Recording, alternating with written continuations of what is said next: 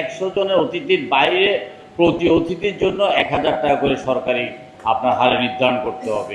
মানুষ এসে সেখানে অংশগ্রহণ করে, খায় দায়, তার অর্ধেকের বেশি অপচয় হয়। এই অপচয়টাকে বন্ধ করতে হবে। আমরা এটা সিরিয়াসলি বলতেছি। এর আগে যে একটা অতিথি নিয়ন্ত্রণ আইন ছিল, যে 100 জনের বেশি অতিথি হলেই সেখানে একটা ট্যাক্স ধরতো। আমরা প্রস্তাব করছি 100 জনের অতিথির বাইরে প্রতি অতিথির জন্য 1000 টাকা করে সরকারি আপনার হারে নির্ধারণ করতে হবে।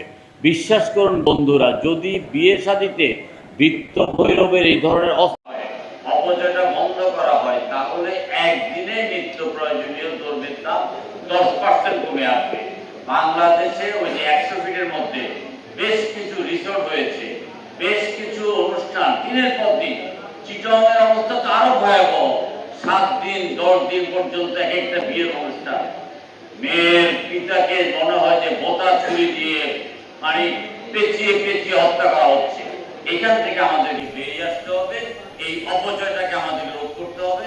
তাহলে দেখবেন আমাদের নিত্য প্রয়োজনীয় জিনিসপত্রের দাম অনেকটা কমে যাবে।